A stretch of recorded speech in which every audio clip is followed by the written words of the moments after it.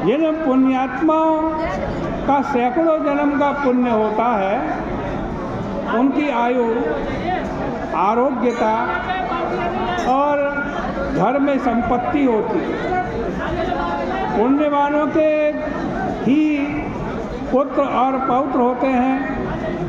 पुण्य और भगवान की भक्ति के बिना धन और विद्या नहीं मिलती, ऐसा सिद्धांत। इस प्रकार चिंता करते हुए राजा को शांति नहीं मिली। दिन रात वो चिंता करता रहता।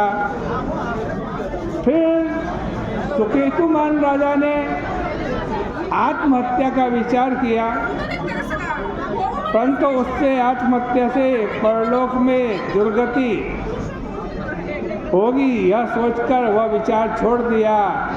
संतान के अभाव से अपने शरीर को दुर्बल देख करके अपनी बुद्धि से अपना हित सोचकर घोड़े पर बैठकर राजा घनघोर वन में चला गया। राजा के मंत्री पुरोहित आदि को किसी को मालूम नहीं चला कि राजा कहाँ गया है।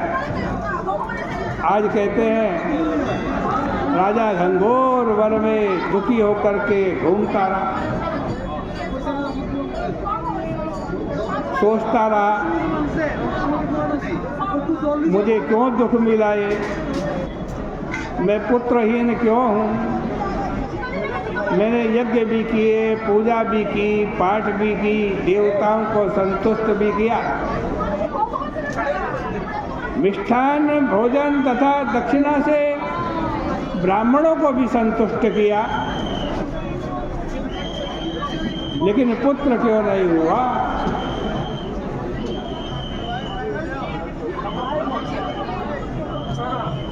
ऐसा दुखी होते हुए वो वन में घूम रहा था। लेकिन पूर्व जन्म के किसी पुण्य के प्रभाव से वो घूमता घूमता एक सरोवर के तट पर पहुंचा, जो बड़ा सुंदर सरोवर था। वहां जाते जाते राजा के दक्षिण नेत्र फड़कने लगे।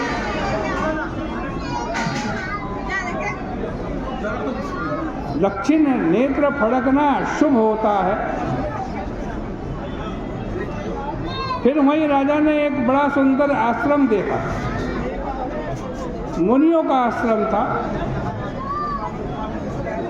सरोवर के किनारे मंत्रों का जाप करते हुए मुनियों को देखकर राजा घोड़े से उतर करके राजा मुनियों के सामने खड़ा हो गया। व्रत करने वाले मुनियों को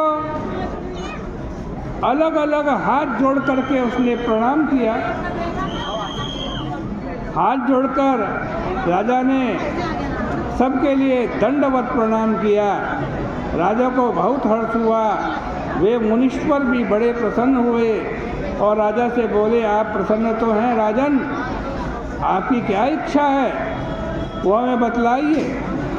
राजा बोला, हे तपस्वियों, आप कौन हैं और आपका क्या नाम है?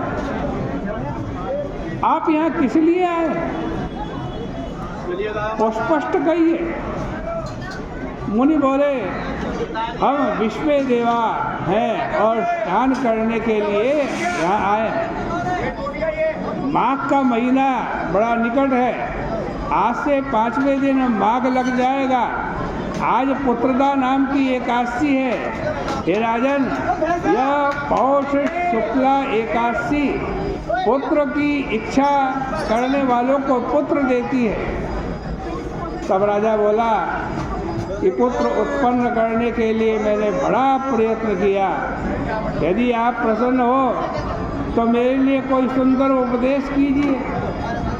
तब मुनि बोले कि आज पुत्रदा नाम की प्रसिद्ध एकादशी है। आज ही तुम इसके उत्तम व्रत को करो। हमारे आशीर्वाद और भगवान की कृपा से हे राजेंद्र, आपको अवश्य ही पुत्र प्राप्त होगा। इस प्रकार उनकी आज्ञा से राजा ने पुत्रदा एकादशी का उत्तम व्रत किया। द्वादशी में पारणा करके मुनियों को बारंबार प्रणाम करके राजा अपने घर आया। रानी के गर्भ स्थित हुआ। मुनियों की आज्ञा से और व्रत के प्रभाव से समय पर तेजस्वी और पुण्यात्मा पुत्र पैदा हुआ। वह बालक पिता को प्रसन्न रखता था। फिर वह गद्दी पर बैठकर प्रजा का पालन करने लगा। हे राजन, इसलिए पुत्रदा एकादशी का व्रत करना चाहिए। संसार के हित के लिए मैंने यह तुमसे कहा। इस पुत्रदा एकादशी के व्रत को जो मनुष्य करता है वे मनुष्य इस लोक में पुत्र को प्राप्त करके मरने पर स्वर्ग को जाते हैं। हे राजन, इस कथा को पढ़ने सुनने से अश्वमेध यज्ञ का पुण्य मिलता है। इस प्रकार से श्री भविष्योत्तर पुराणे पौष शुक्ल एकादशी पुत्रदा नाम्या एकादशी महात्म्यम संपूर्णम। श्री कृष्णार्पणमस्तु। बोले गंगा मैया की जय।